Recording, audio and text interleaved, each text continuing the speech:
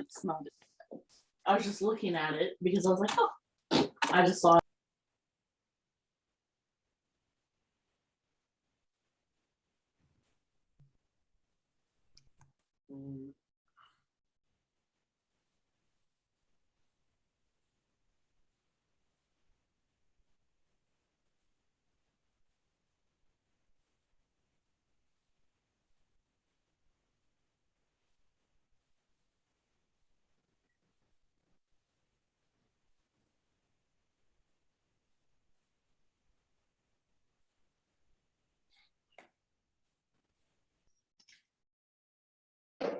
All right, now today's going to be a little special because I've noticed as I was running through this, I had to scroll up and down a lot.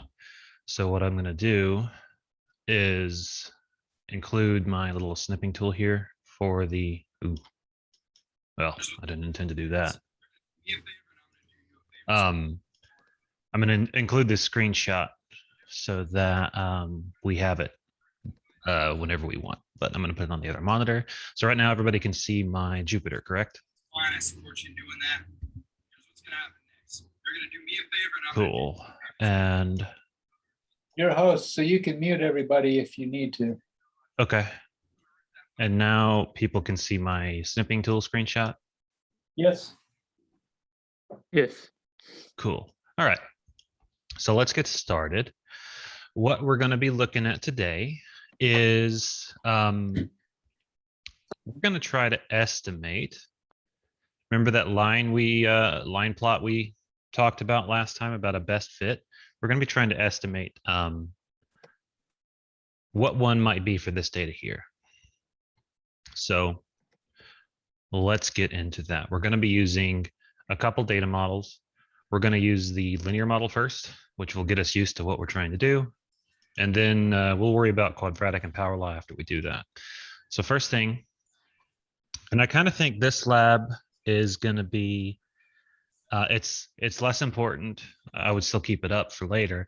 It's less important for you to have yours up and fiddling with it unless you just want to.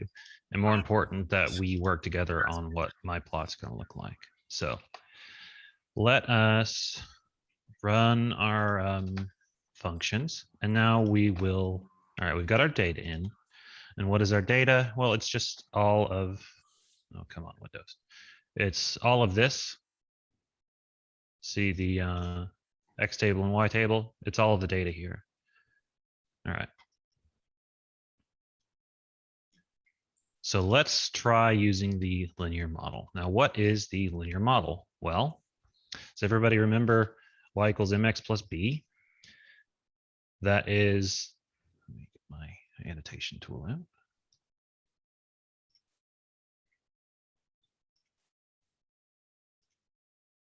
So probably need to use my tablet because my handwriting is not very good with mouse. For a linear equation, that means we have a plot where, let's see, we got our plot, and a linear equation means that the line we have is linear. The slope doesn't change. The line can be pretty much anything, and it can be moved. The slope can change, and the position of the y-intercept can change, but you can't have anything like this. The format for this is y equals, well, let me clear everything first. Format for this is y equals mx plus b. This is the most common form I'm sure you're all familiar with. This is the slope. And this is the y-intercept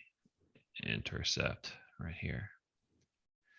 Now, when we're using our linear method to try to, so what we have here is a plot with some points on it. If I thought ahead, I would have made a point graph to show it. And what we want to do is we want to make a line that goes through all of these as best as possible. Now, obviously, the one I just showed you, it's impossible to get a straight line to go through all of them. But from our data that you'll see in a little bit, it might actually be possible. So what we're going to do now is try to mess with our slope and our y-intercept to get that. Now, if you'll notice, I gotta change back to my mouse. Wish there was a hotkey for that. I think I've said that like 12 times. Okay. Right here, we have B0 and B1. These are going to be our input arguments. So think of M as B1. I'll just write the equation now.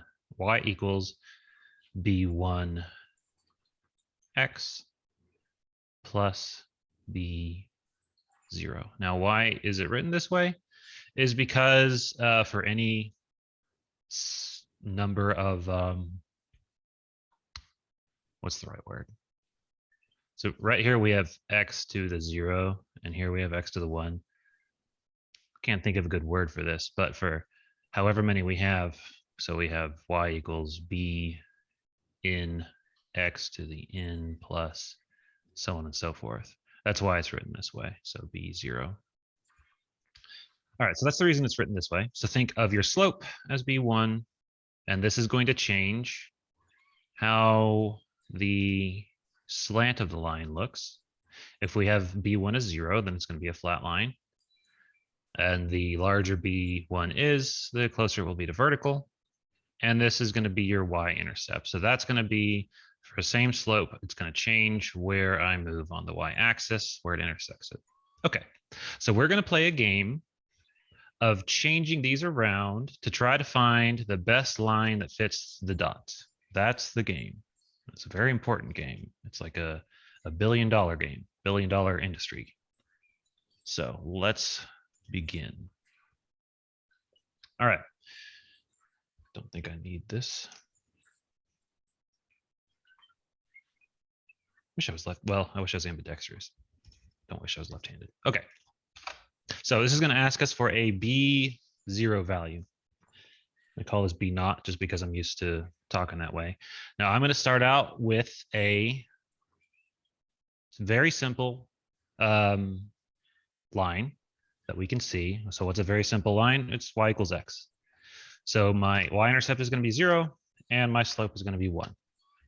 Okie doke. We have a line. Doesn't quite fit everything we want. So now we play the game. Now, what if you really have a good idea on what everything needs to be, you can change both of these at the same time. What we are going to do, though, is practice what's called eliminating variables. If I've got two variables that I have to mess with at once, zoom tight. If I have two variables that I have to mess with at once, it becomes difficult to see what the change in the output is based on what I am putting in. So here's an example. Let's say I want to change both variables at once. So 2 and 2. So the line's different. It moved up and it got flatter. Now, which one changed what? Now, this is an easy one to figure out because it's just a linear equation. It's just a slope and the y-intercept. One affects how flat it gets. One affects how it moves up and down. But when we get into later examples, and this isn't just for the idea of plotting, this is just writing software in general, you want to only mess with one variable at a time. Okay, so let's go back to 0 and 1. Okay, now we play the game. You guys get to give me a change in either of these, and we will see what the change in the output is going to be. So if somebody would give me, so somebody wants to say change B0 to 3. Okay, we can do that. Now, what is that going to do? It's going to move the graph up, or it's going to move the line up. So as we can see, now it's a little bit of a shame that the window resizes itself. This is the same slope. It's just that it's smushed itself. You can see that this is more flat than it used to be. It's just that the blue line moved up. If I'd, okay, so someone says, let's change B0 to 0.2. So what we've done is we've gone from setting B0 to right at the origin to moving it way up, and we're going to move it back down a little bit because we went a little too far. All right, let's try that. So 0.2 and 1. Now, whenever you guys think we're good with our B naught, we can move on to messing with our slope. And as far as which one to pick first, this is a good one to pick. So we can work with that. So 0.2 looks like this. And here's another thing I think might be helpful. I'm going to put here what we've done previously, or what we think is our best. We're going to call this 0 and 1. We're going to call this one here plot of current best fit. 0, 1. All right. So Yeah. that's that one.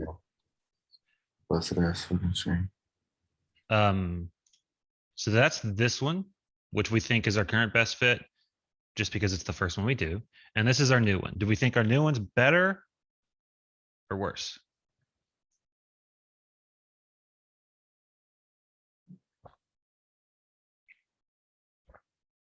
Worse. Okay. It is moved up just a little bit too much. And notice the size of the increments on our y-axis. So we've got the right idea here. But let's try moving a little bit smaller increments. So we have it at 0. We tried moving it up by 0.2. Can somebody give me another maybe increment to try moving this by? Looks like 0.2 went up a little higher than we thought it was. Think of the 0.2 as a 2 and a 0.4 as a 4. So think of this as basically 0, 2, 4, 6, 8, and 10. Let's see. B naught is 0. So you want to try messing with the slope. Okay, we can do that. So instead of messing with the y-intercept, we're going to leave it the same, and we're going to change the slope to 1.2. All right.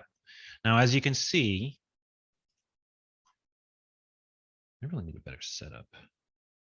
Anyway, the line we had before, if I thought about this ahead of time, I would have, well, I did think about it, but I just didn't know how to do it. I would have made it plot them both. So our new line is that one. Actually, this is our old line here. And our new line kind of does that. Oh, I know what I can do. I can actually draw a line. Just like this. So our new line does about that. So it hits more stuff around here, but it misses some around here. So you might be thinking, you might be getting to the point where you think maybe this is going to be a very difficult task to fit an actual straight line into. And you would be right. As you can tell, these observations do not fit on a straight line. But that's okay. We can still try to make our best line. So now the question is, do we think our new line is better or our old line is better? I'll make the new line a different color. Our new line looks like this.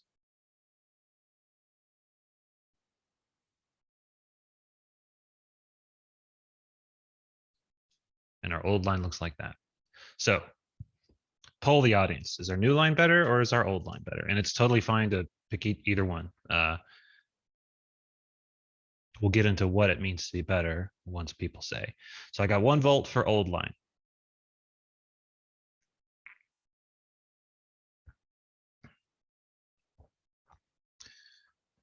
In between new and old. That's a really good answer. It's both really good and terrible at the same time. And by terrible, I don't mean you did a bad job. I mean, it's so good that it points out the problem, which is, what does it mean to be better? How much better is better? So I'm glad you said that. While people are voting, and I need like 3 more votes to show that I'm not putting people to sleep, I'll talk about what it means to be better compared to another line. And I talked about this a little bit last time. Let me change my color. Wish I had a color wheel. So what does it mean to be better? Well, actually, you know what? It'd be better just to use the color itself. Let's take our second line. What is the area under the curve? This is what I talked about last time. It's the difference between the line and the points. So I'm going to do my best to kind of draw what the area under the curve would look like.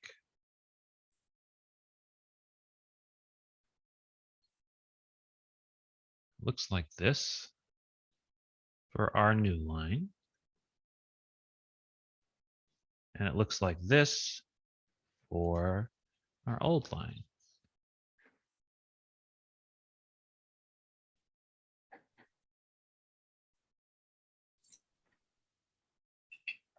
Now I'm gonna have to use a different color here for overlap because they both coincide right here.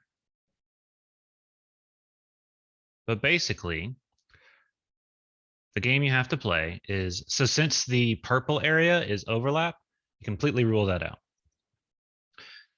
Does the pink have more area on the screen or does the blue?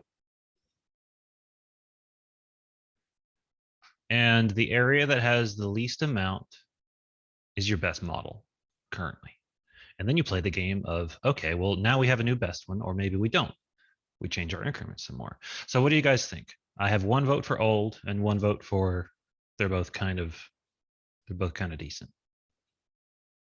This is going to be one of those labs where it's short but dense. So we're going to be spending a lot of time on figuring out what our iterations are.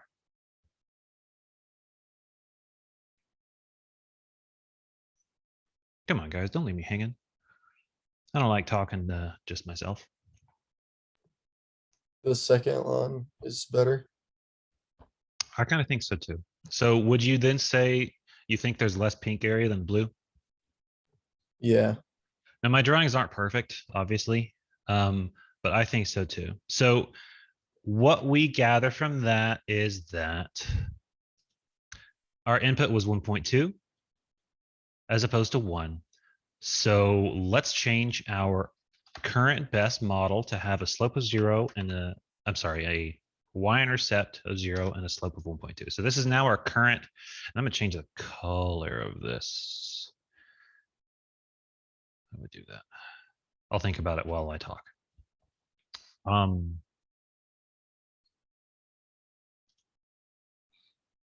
know the syntax, I just don't know where to put it.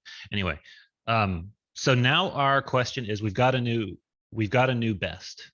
And what we've just kind of discovered is what Grace was talking about is we're doing what's called an iterative method. We guess. And here's the really important thing for doing an iterative method. You need a first guess, and you need a way to say what's better than what. Now we have both of those now. The first guess was just 0 and 1. And the way we tell what's better than what is we calculate the area under the curve and see which one's smaller. And so we're going to keep playing this game, and we're going to guess again. And if the area is smaller, we replace our old one. If the area is larger, we keep our old one. And we keep doing that until either we're satisfied or we reach a number where we say, we're tired of doing this. So while I tinker with the color, can I get someone to give me a suggested change? We can either change B0 or we can change B1. B1 1.25. Okay. Let's see if this works. Nope.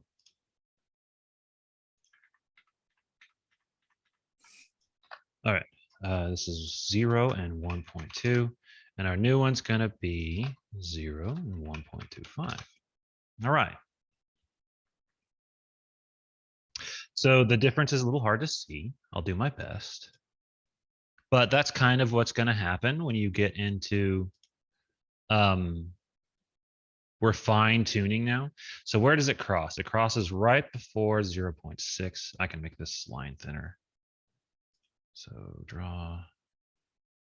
I thought I could. Oh, yeah, I can. There we go. All right. All right, crosses right after 0.6. So it looks kind of like that. Now that's really close. That's a small change.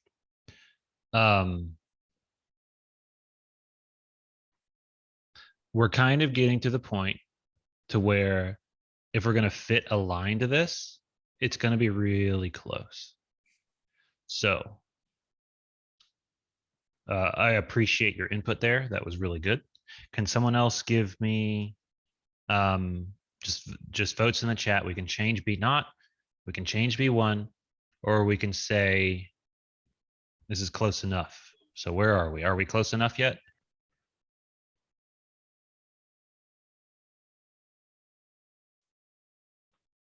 If you don't have the ability to actually, like, let's say your function, you've got a function to draw under the area under the curve, like I've been doing manually.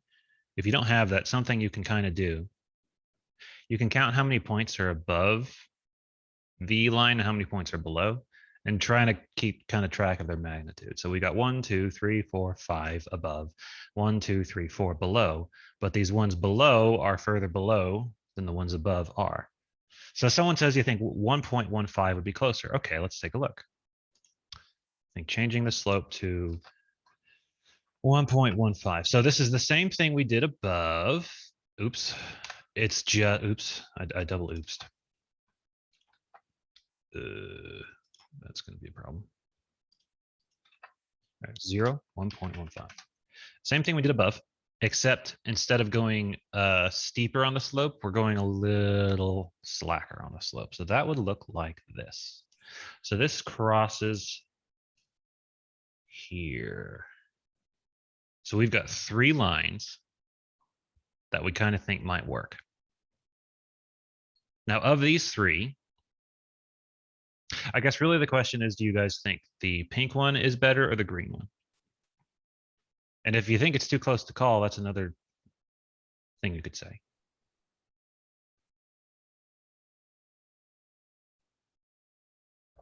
Green. Okay, so 1 vote for green.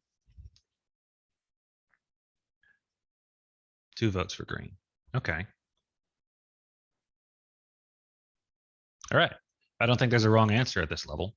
We're getting pretty granular. So let's say our new best fit is 0 and 1.15.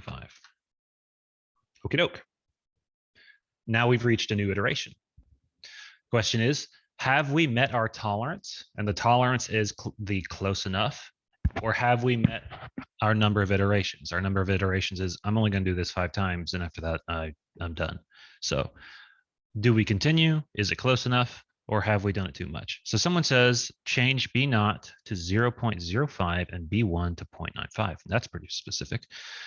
So 0.05, this shifts the graph up a teeny tiny bit, and the slope is 0.95. Now this is actually a pretty different slope from what we've been looking at. So if you were to draw this, it would look like it crosses here. That's too low. Here and here. Now that's interesting, because we've changed, even that's not even close. What we've changed, I can start from here, can't I? Is we've traded starting right on top of the first one for ending on top of the last one.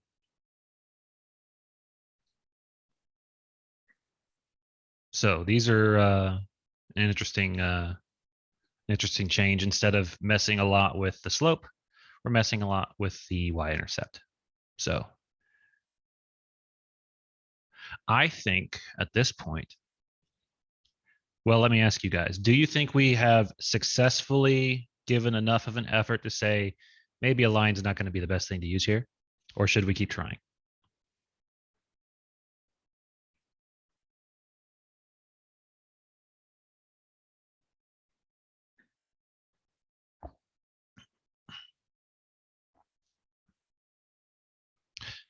I think that we need a quadratic. I can definitely say that a linear equation, y equals mx plus b, is not going to get. We're pretty close to getting a really good one. So if we want to get much better, we are going to have to introduce a curve of some sort. So if you guys want to, we can move on to that, or we can keep trying to tinker with this. We said change to 0.99, so 0.05, 0.99. Okay, so that looks like this.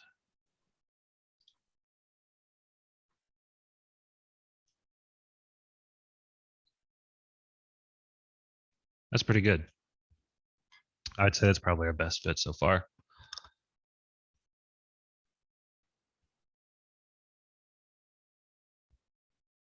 What do you guys think? Should we keep refining, or have we met the threshold, or have we met our iteration cap?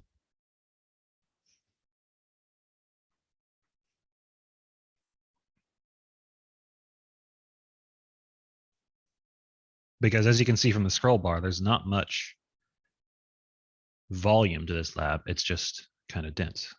There's a lot of depth to it. So are we close enough? Have we exhausted the number of ones we want to try, or do we keep going?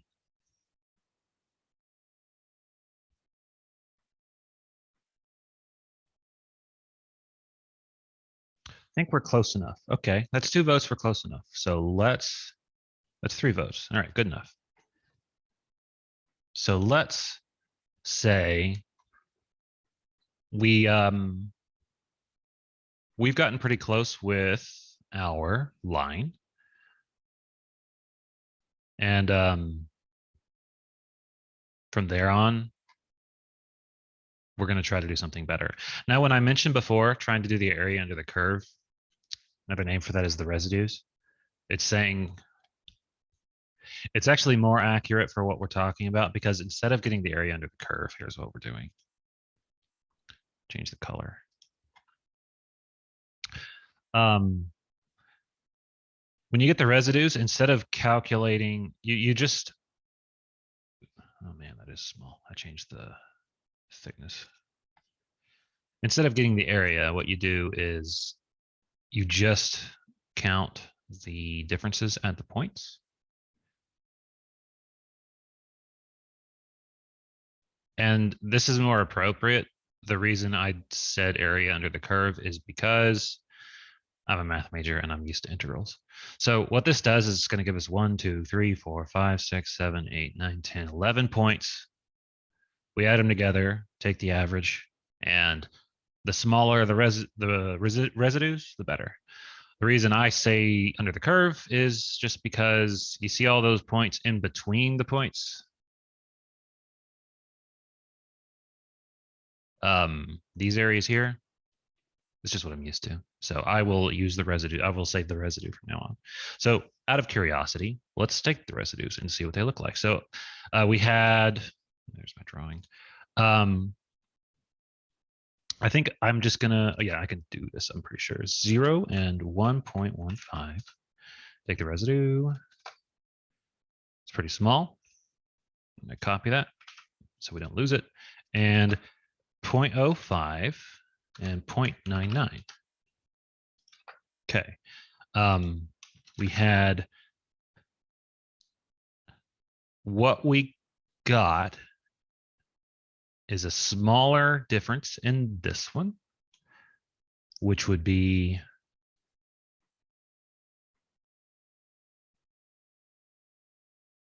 I think this is B1. So our slope got better, but our y-intercept got a little wonky.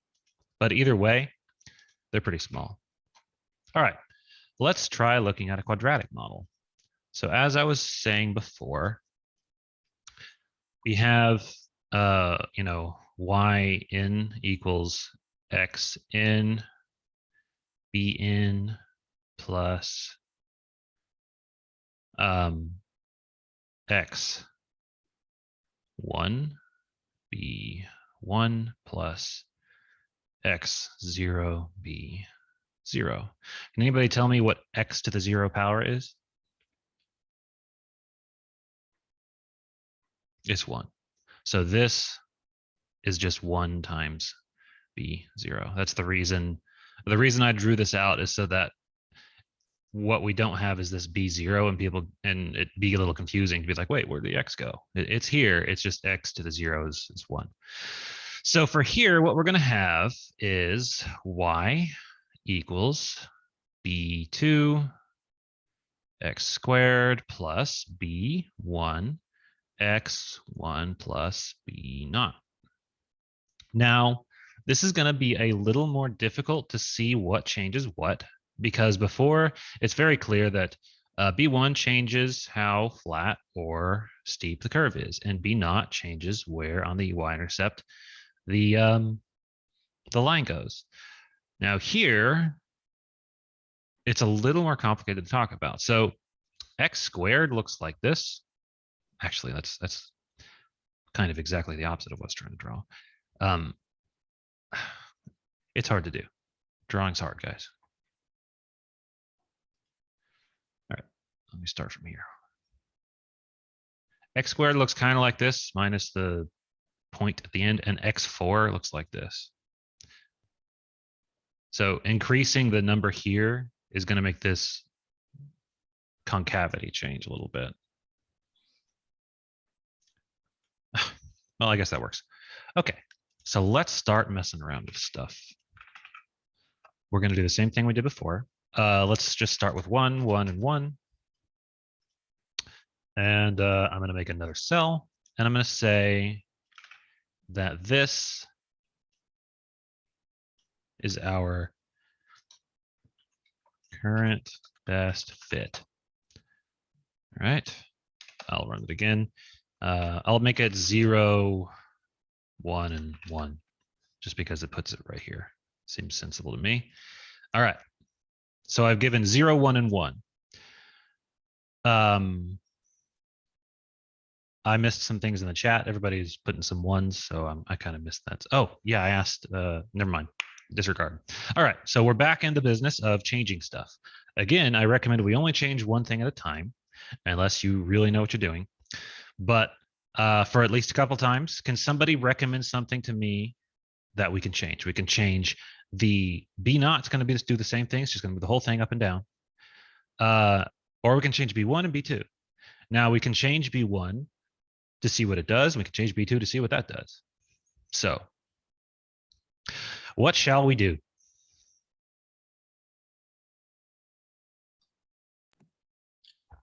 B0 0, It is already 0, as you can see here. and then B1 1.75. Okay, I see what you mean. Sorry, I cut you off. Okay, so we're going to change B0 or B1 a little bit. We're going to make 0, 1.75, and 1. And then I was gonna say negative 8.8.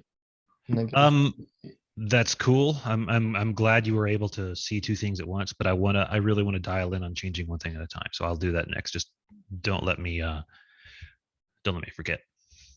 Okay, so how did this change? What did changing B1 do?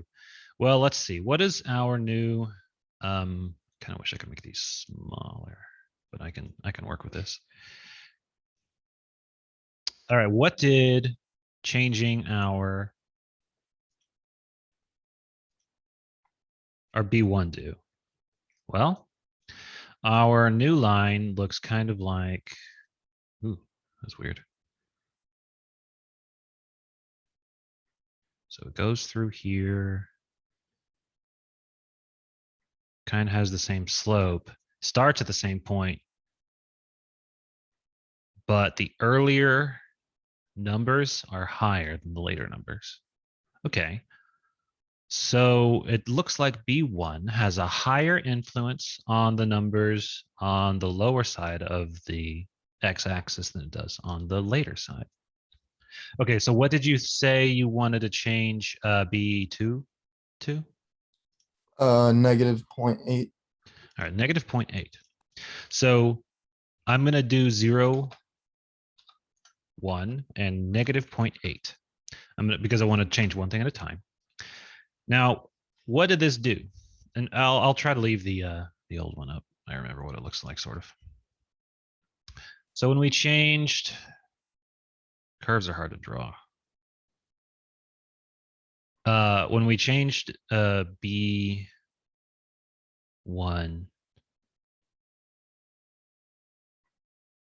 we get that. And when we changed B2, we get this. Now remember, it smushes the graph. So even though it looks like it's in a different spot, it's really not. So B2 equals negative 0.8. All right, so I kind of mentioned what the change in B1 does. Can you guys give me a general explanation of what changing B2 does?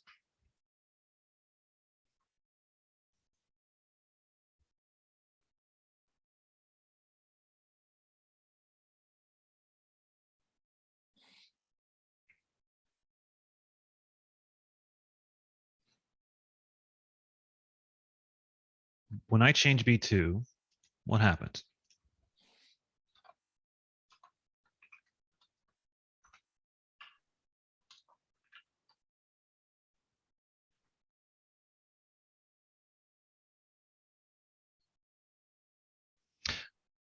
Flips the line. That's one way to look at it. When I change the sign right here, when I change the sign right here on B2, it does flip it. So it is correct. But more generally, what does the whole thing change? So Rory says the curve changes. That's correct. So what's in front of x squared changes how the curve behaves. It goes from like this to wider, or if I make it 0, it'll be flat. Or if I make it negative, it will become a downward curve. So as we can see from the one I just typed in, this was the one that I think Ethan was trying to recommend, changing two things at once. I just didn't want to change too much at once. This one looks kind of like this, and bear with me because drawing is hard.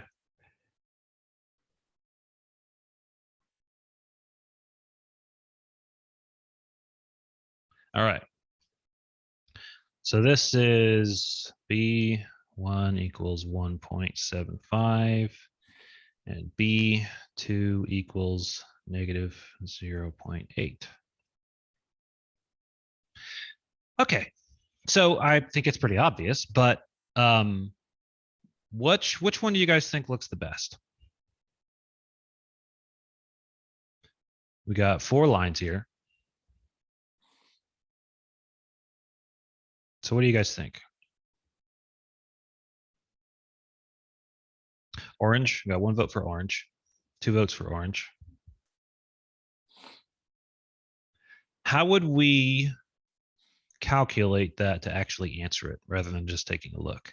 What would we use to figure out orange is better than blue or whatever? Find the residual. That's correct. So let's find the residual.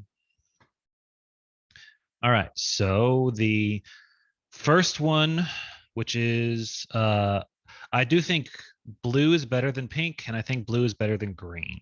So what I'm going to do is I'm going to say, let's do pink versus blue. So that's 0, 1.75, and 1. And the residual there is this. I'm leaving these drawings up so I can remember them, but I can scroll up and down to put them back where I need to. All right, so the residuals look like that. And then for blue, which is 0, 1, and 1, we have that. So the residuals, we did get better. So blue is better than pink. So these are the new residuals of what we have as our best fit. And now let's try the orange one. So we have 0, 1.75, and negative 0.8. What's the residuals here? They're smaller. They're much smaller. So definitely, I think that this is our new best fit. 0, 1.75 and negative 0.8. Now, can I ask how you came up with those?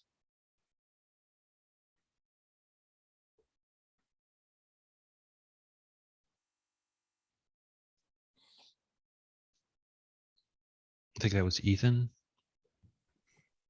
I was just guessing. That was a good guess. It was so good of a guess that I thought you used a method or something, which is what we're doing. Okay, so before I ask the question, I'm going to ask another question. So question 1, I'll poll the audience. What is going to be our number of iterations to where we say, I don't want to do anymore? So we've done 3. How many times do we want to give this a shot before we say we're done? And don't say 3. And don't say 1. 5. We've already done 1 and 2. I didn't mean extra. I meant 5's okay. So we can either do this up to our 5 times. So our we'll call it iteration. Somebody's been tinkering, which I like. Iteration cap is 5. And question 2 is what is our residual threshold? So as we see, this number has been getting smaller and smaller and smaller. At what point do we say our residuals are small enough, we're good? So that's another thing we need to know. That's 2 things we need to know is what is our iteration cap, which is 5. We've got 2 more to go. Or when we get our residuals small enough, we're good. So can somebody tell me, what do you guys think it should be? So plus or minus 0.1. So that means if we are below 0.1, so 0.09, we're good. Does everybody think that's a good threshold? 0.01. Okay. I like that too. That's going to be tough, but I like it. All right, we can work with either of those. So somebody said as close to 0 as you can get. Well, I'm going to respond to you with something that I learned. Oh man, what a great tangent this is going to be. When I was in numerical analysis, scientific computing over in computer science, we're doing the exact thing we're doing right now, which is we were actually talking about limits. So take the limit as something approaches infinity. But the game to understanding limits is exactly what we're doing right now, is draw a line and get it's the area under the curve, but it's residuals if you take that out to infinitely many points. How close is the question. How close is close? That is that is literally the $1 billion question, $1 trillion question. Every piece of software out there that does any kind of numerical analysis, that's the question. How close is close? So we've either decided as a group on 0.1 or 0.01. Either one's fine. It depends on your need. But as close to 0 as you can get is, so he sent it in a direct message, so no one else can see it. As close to 0 as you can get. Does anybody want to take a guess as to how long we'll be here?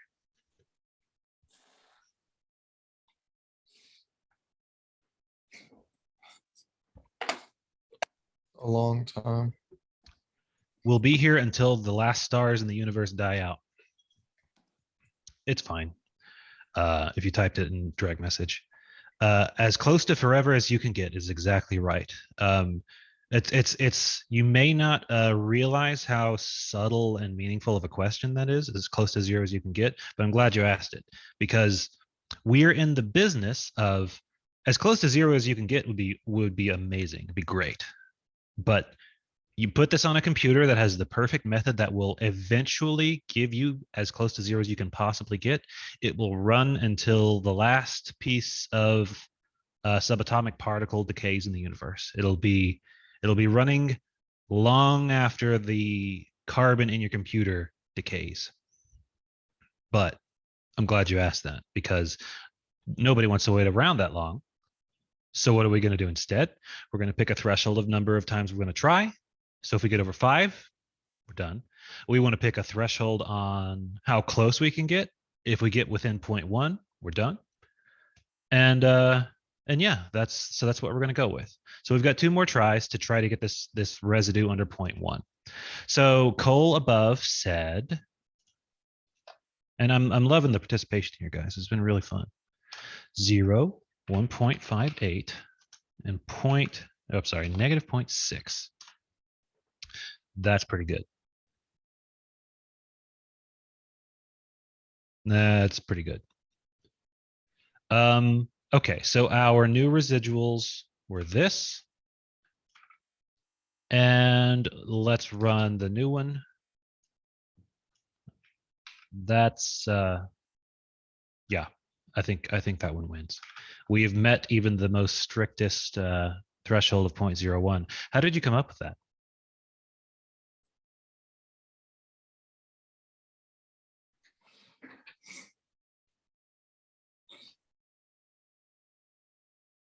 Cole, how did you come up with that? Looked at the slope on the first 2 points. That's really smart. So what he did is, let me get my tool out. So he took, so there's 0.1, 0.2, 0.3. He messed around with B1 until this was good. And then from there, kept it static and then messed with the curve. That's really smart.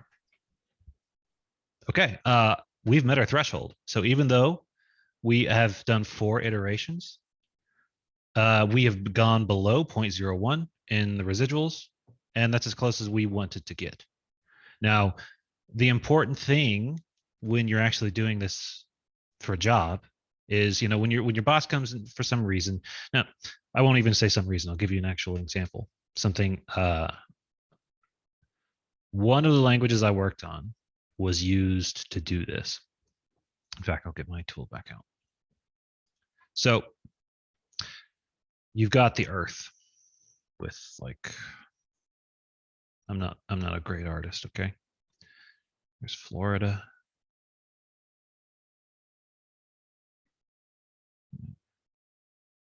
Yeah, it's a little Americentric, but that's just the globe I know.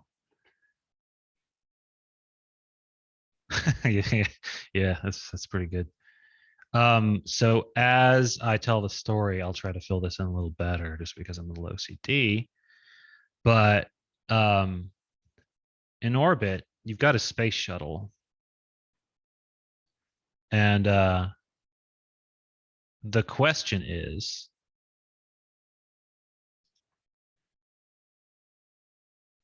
if you get a problem on the space shuttle, there can be 2 kinds of problems. One is, well, I guess there's 3. The first one is, it's not a big deal, continue with the mission. And the second one is, hey, this is a problem, but all right, here's our space shuttle. And you're in orbit, right? No problem, or it's nothing, you'll be fine.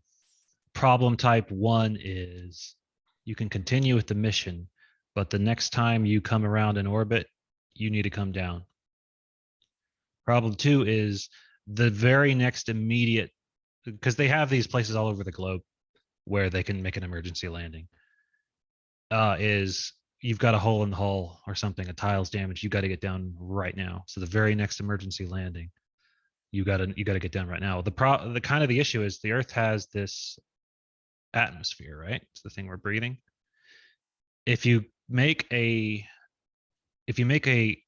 too shallow of an entry, it burns up and everybody dies. So you have to balance. There's this sweet spot of the ship won't burn up based on what the damage is. This is an estimate, obviously. And how far away is the nearest landing point that's somewhere outside of this danger zone right here of the arc of everybody dies. And this is the minimum safe arc we think everybody's gonna be okay with.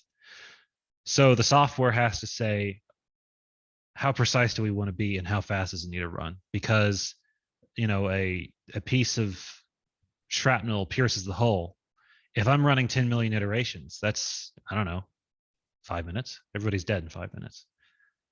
Well, what if my threshold is too big? What if it's 0.5? Well, okay, we ran it quick, 0.5, we got it fine, everybody burns up and everybody dies. So your real job is, the thing is, the method of finding the best curve here, we have that. It's been known for a very long time. There's been people who have optimized it, made it as fast as it can possibly be. That's usually not your job. Your job is, what is the number of iterations? And what is the threshold on residual? Those two questions. Well, really, and what's your first guess, but that usually isn't the problem. That's your job. A computer can't figure this out. What's the appropriate number for these? Computers can't do that. That is why you're going to get paid a lot of money. So you're going to get into the habit eventually of saying, this is a low iteration, high threshold kind of problem, or vice versa, or both. So you'll have to forgive me for that tangent, but I thought it was relevant. All right. We have looked at a quadratic method and a linear method. So we have another one, and it's kind of cool. It's called the power law model. And the best way to explain how it works is just to show it. So let me see. Yeah, this is the one I want to copy. This is going to be our current best fit.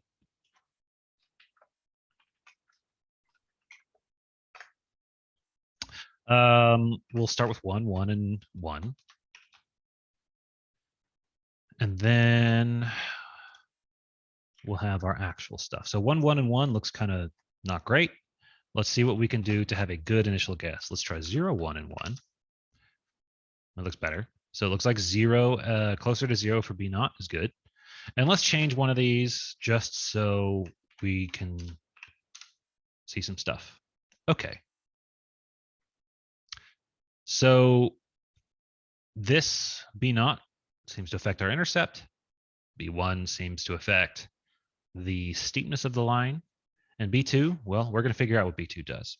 So we're back into playing the game we've been playing all day. That, as I said before, this is a multi-billion-dollar industry game we're playing here of mess with the inputs and see how the output changes. Now, you may think this is simple, but that's because we have 3 inputs. And even with 3 inputs, it's not an easy task. Try having 15. But you don't need to worry that much because there are algorithms that do it. You just have to set it up with good inputs or good starting. All right, so let's play the game. What do you guys want to change? The third value, Okay, how should we change it? by going down, Okay. Do you want to go negative or just smaller? just smaller. All right, let's go a little bit smaller. All right, so what do we have here? Well, it looks like we've introduced a curve to our plot. Yeah, I'll call it that. So again, it smushes it. So it did go above. I did it again. So it went above. But what we've gained is, what's the problem with our blue line here is that the further we go out, the worse it gets. Our pink line doesn't have that problem. It starts out kind of wonky, but it has a nice curve to it. Now, I'm going to give I wouldn't even call it a hint. It's just kind of a prompt. It's just something I notice. What if instead of changing my curve much, I could just rotate it? What if I take the same curve and just move it that way? I don't know, 5 degrees. If I wanted to mess with the steepness of something, would I change B naught, B1, or B2?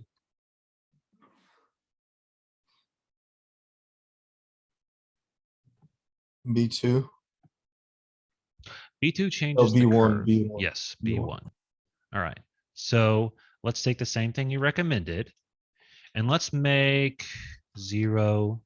And let's try just 1. I think I started at 1.5. So 1 and 0.75. Hey, that's pretty good. So now, instead of that wonky bit, just again, I really need, I don't think that Zoom was designed for this in mind, but okay. Instead of having that wonky stuff way up here, what we have now is we barely go above this one. And then we go below and back up. That's pretty nice. In fact, it's nice enough that I'm just going to check the residual. So this is 0, 1.5, and 1. What's the residual? It's this. And then we did 0, 1, and oh, no, it was, shoot, I forgot. It was, no, that was right, wasn't it? 0, 1, and 0.75? Yeah. All right, now we'll check the residuals again. The old ones were, well, we can obviously say it's better. In fact, this one was within our 0.1 threshold, 0.01 threshold. So that's good. We are at 2 iterations and we're not below even our first threshold for our residual.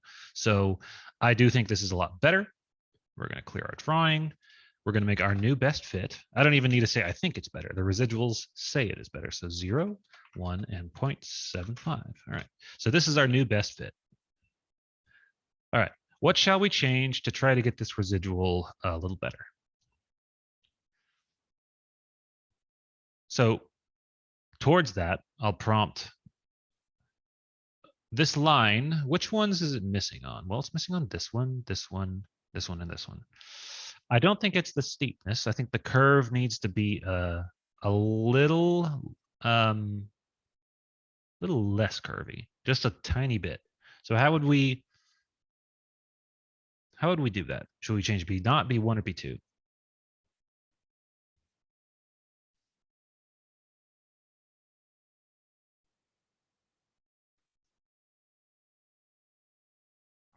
All right, B2. Should I go up or down?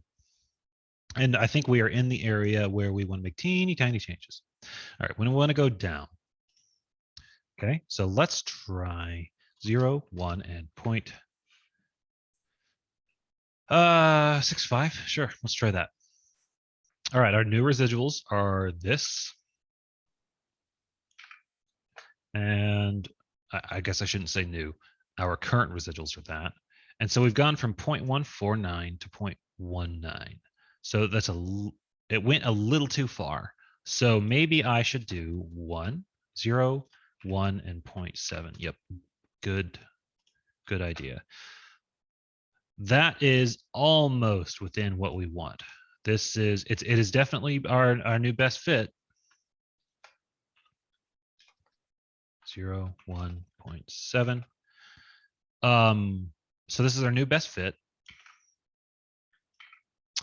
And it's almost where we want it. So should I keep messing with B2? We saw what happened when I went further towards 0.65. It got worse. So I think B2 is pretty much where we want it. So that means either B1 or B naught need to change. So do I need to shift the graph up and down, or do I need to change the steepness?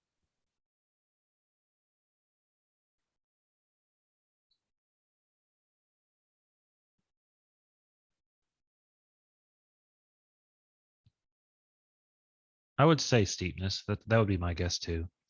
Just for giggles, let's see what happens when I change the up and down. 0, 1, and 0.7. Yeah, I don't think we want to do that.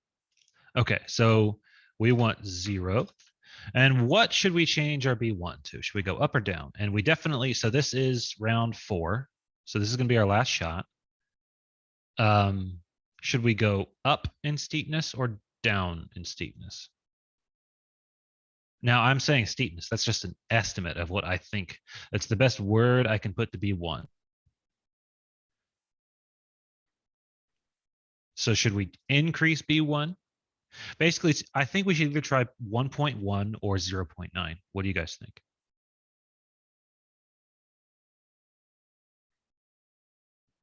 We could try both, but which one do we try 0.9. first?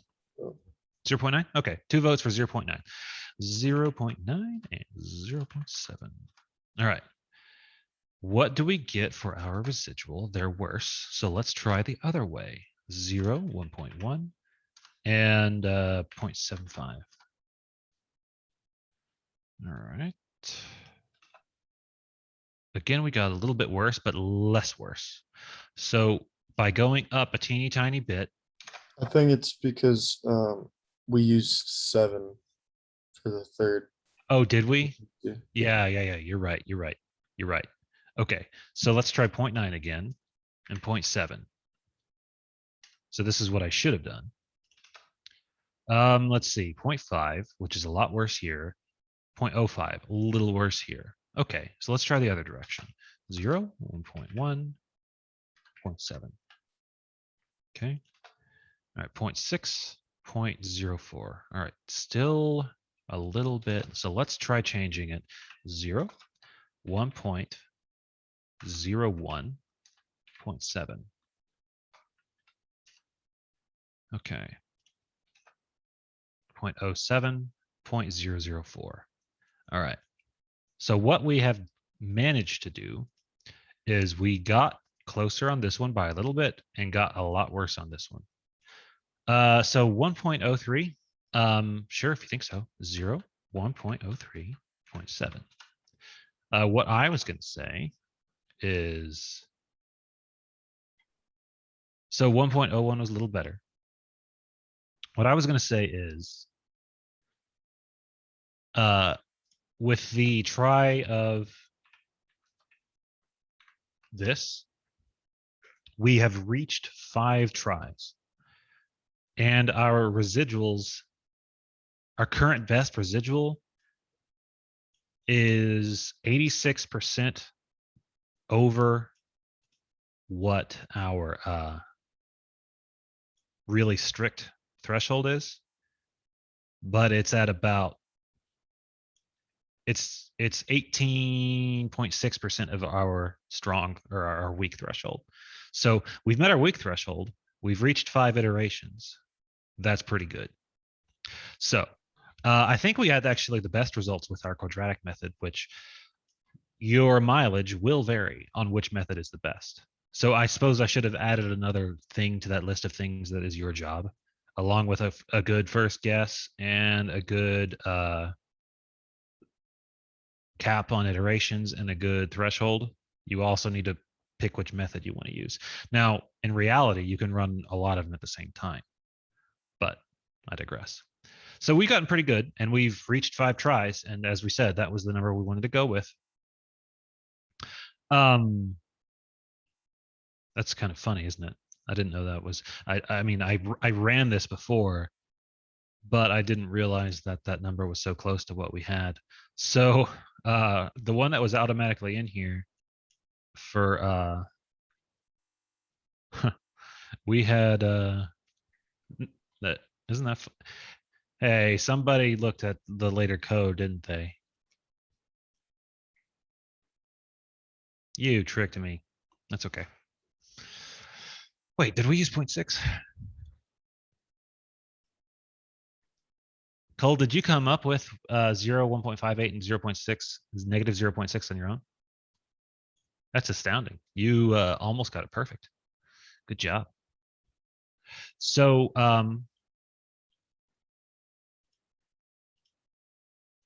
what I'm going to do, this is the one that we came up with as a group. The first, well, let me put lab default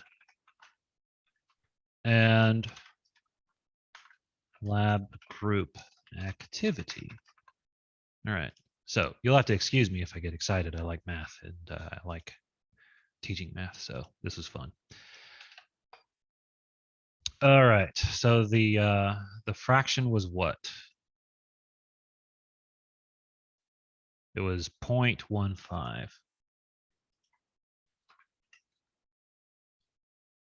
That's that.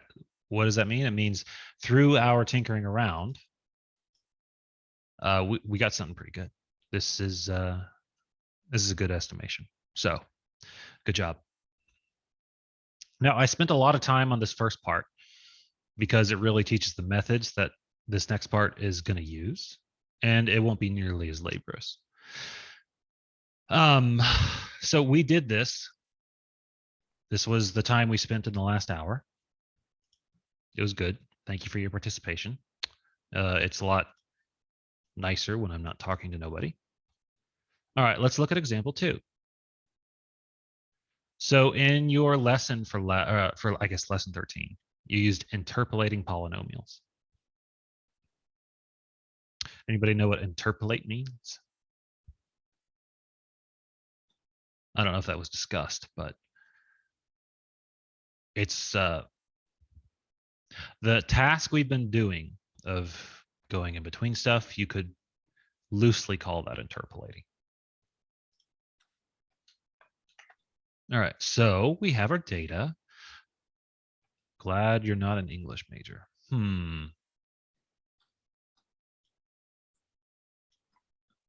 I can't think of a good joke. Okay, so what we're gonna do is really what we're gonna do is execute all this code, but kind of what it does is we're going to input our data and we're going to have some empty lists for our predictions. We're going to give a prediction. We've got a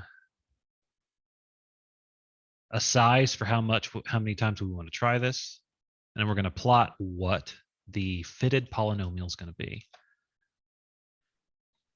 Pretty darn close. So as we did with the above, by trying to just, I wouldn't say guess, but smartly tweaking our inputs. I don't think I need this anymore. You got to use this glove to do a tablet with, otherwise you're, when you write with your hand makes contact with the board and the board picks it up, so it interferes. So we had 0.223. See what we get here. We had 0.15 as the fraction, 0.229. So good job to the class. We came up with a really good, like dead on. You may as well have been an algorithm. So good job. Okay, that is the actual in lab part of lab 13. Anybody have any questions before we take a look at the homework? Because you're just going to be doing the same stuff. What'd you put for the last cell in the? Oh, it's this right here. It's part of your data.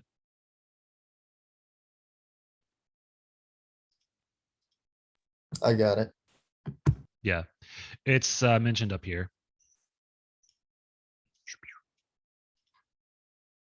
Okie doke. Anything else? So last night when I was pulling up lab 13 take home, it was just pulling up the lab 13. Oh yeah, I forgot to mention that. The URL is a little wonky, I think, at least when I opened it up earlier. It may be fixed now. I had to just manually type in -th, but it looks like it's fixed. So you should. No, this is where it was messed up right here. I pointed at the screen as if you can see my hand. So if I click this right here, if I left click it, it's going to give me the markdown code for the thing we just did. So the fix you can do is go here to 13 to -th, and now you get the right one. But in addition to that, I'll put the file here in the chat. All right, so there, that should work. Yeah, I totally forgot about that.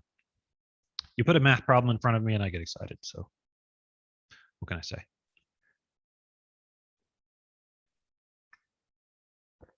Okay, we've got about 12 minutes left, so let's take a look at the take home. This is your normal stuff. All right, what are we going to be doing? We have essentially an x-axis and a y-axis. You could just view it as numbers. The background is, oops. When you go to the doctor and you get a prescription, I'm not sure if every prescription is this way, but in general, there's a limit you can take within a number of days. And the threshold for it can be considered toxic or harmful to you is listed here. Now, this is the data we have. It's one of those things where, is it accurate? Is it not? I don't know. But it is the data we have. So what are we going to do with it? We're going to plot it with time on the x-axis and the grams released on the y-axis. Use red circles as the marker. So the things I was tinkering around with earlier, I tried to, but I stopped because it was more important to do other stuff. So giant massive hint on the method you should use. So this is going to be matplotlib. This is what I'm Googling. I'm doing it for you. Matplotlib change marker.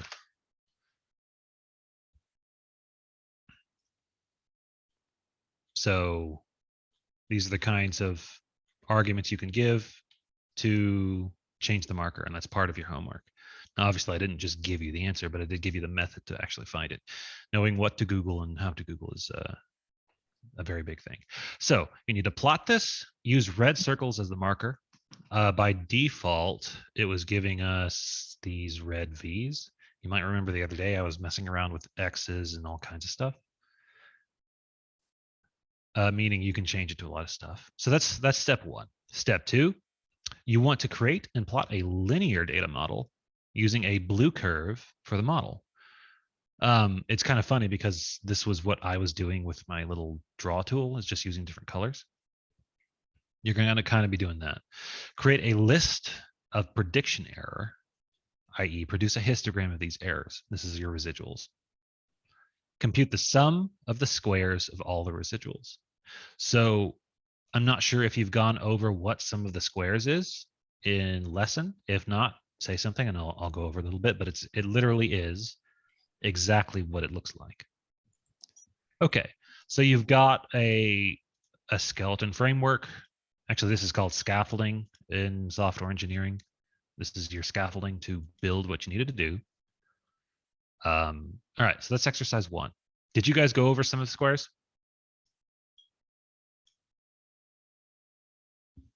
I guess I needed time changes is being weird. I started this lab out and it was dark and it didn't look so bad, but now it looks like my walls are on fire. Okay, you went over some of the, looks like Cole wasn't, it's as easy as it looks. It might sound scary, but you take the square of your residual, add them all together. There you go. Okay, so here's your scaffolding. Exercise 2. Using the same data, repeat your analysis using a second order polynomial data model. Now that's a scary phrase right there. Second order polynomial. What on earth does that mean? Well, do you guys remember? There's a reason I showed you. I put my drawing tool away. There's a reason I showed you. Don't blame me for my terrible handwriting. I'm using a mouse. Yn equals x in. Well, I guess it goes up here.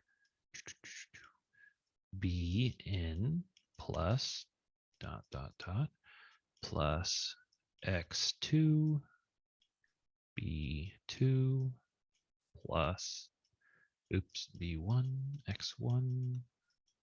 There's a reason I showed you this is because this is a nth order polynomial. Can someone tell me what a second order polynomial would look like based on that?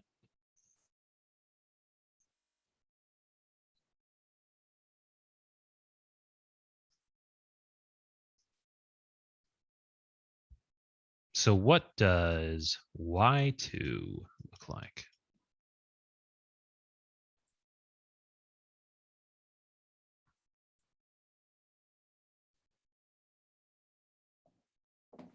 You could just plug it in, or you can remember what we did in the in-class session.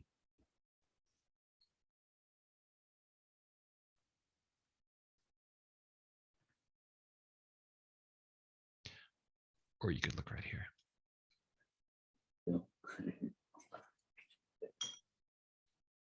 Come on, I didn't put everybody to sleep in the last 2 minutes, did I? Well, I guess it's okay. We have been through a lot. So a second order polynomial is just the polynomial thing we were doing before with the b2 x2 plus b1 x1 plus b0. This is what we were doing before, where we were changing the up and down, the quote unquote steepness, and the quote unquote curve. So exercise 2 is to use this method. It's the thing we spent most of our time on and that we got really good results with. Exercise 3, no big surprise, is going to be using a third order polynomial. So as I just typed out, well, I didn't type it, I drew it. Instead of b2 x squared, you're going to start with b3 x cubed, but instead of x, it's t.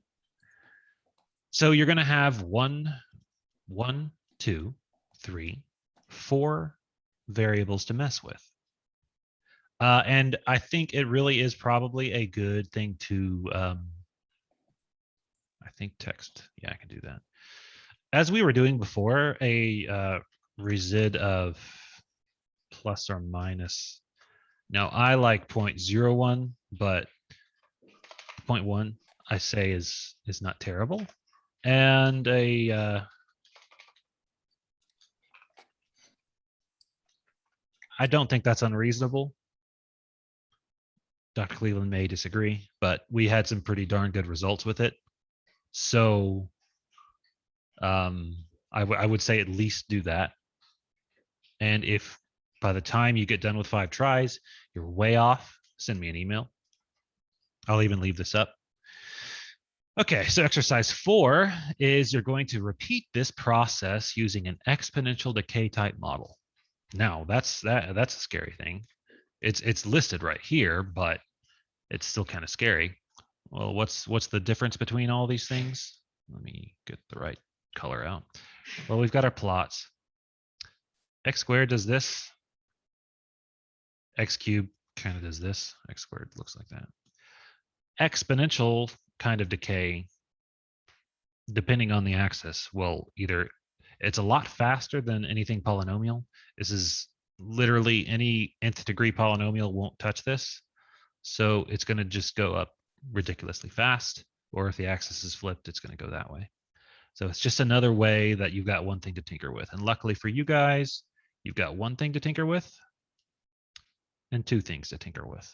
So if you don't want to think about what exponential decay means, totally fine, understandable, although I would encourage it. You've got 2 things to tinker with, B0 and B1. Okay. All right. And then exercise 5. Which of the drug release models do you like best and why? The parameters in the exponential decay model have biochemical conceptual meaning. What is the significance of B0 in this model? Consider what happens as time gets large. So as you just saw me draw, depending on in which direction it's going, I don't actually know this particular formula, but an exponential model as compared to a polynomial, which will comparatively do that, the exponential model goes way faster. Well, it doesn't do this part because it's not a function. It increases there's a reason it's called an exponential rate. It goes 2 and then 4 and then 8 and then 16 and then it gets huge fast. That's the thing you need to remember about an exponential decay. So, oops, I got rid of my threshold thing. A little side note, at least I think I'm correct on this. So as for who made the quote, it's a quote I like. I'm pretty sure it's Albert Einstein. This is a similar equation to what is used in compound interest. And the quote is, compound interest is the most powerful force in the universe. And that was made by Albert Einstein, a physicist. Okay, so that's exercise 5. Which one do you like best? Oh, he's putting up a thing in his blur. All right, so the direction it will be going is like that. Oops, it's a terrible drawing. It'll go like that. And so the thing that is worth noting here is that change at first is large and change over time flattens out. So if you would, this is similar to the square root of x, which will look kind of like that comparatively, where the axis looks like this. Sorry about that. Okay. There. Yeah. So I suppose the and I've only got like a minute left. So the quick thing I will say is, if you are confused about the difference between an exponential decay and a polynomial thing, so that's the difference between 2 and 3 and 4, what I would encourage you to do is try to take a plot of square root of x, also known as x to the 1/2, versus your 1 minus e to the x of something. One's going to go like that, and one's going to go almost flat line. Okay, so we got one left. You've got another data set. What you want to do is estimate the dosage level at 2.5 inches, which is between here and here.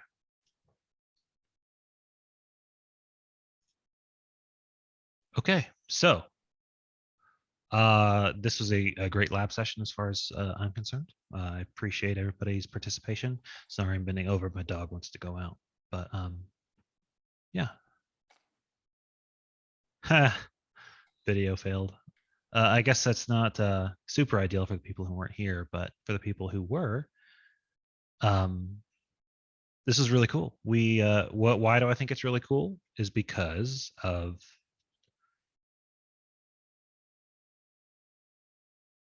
let's see, where did we put it?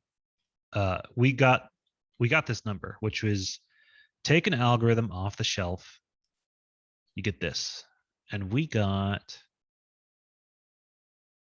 that. So yeah, I'm a nerd, but I find that really cool. Okay, so I've talked enough. Dr. Cleveland, it's all yours. All right. I'm going to stop the recording shortly. Sorry to announce that the video recording from the lesson this morning failed to render. I can't figure out why, but that happens occasionally. So for the 13 of you that showed up, this was the day to show up.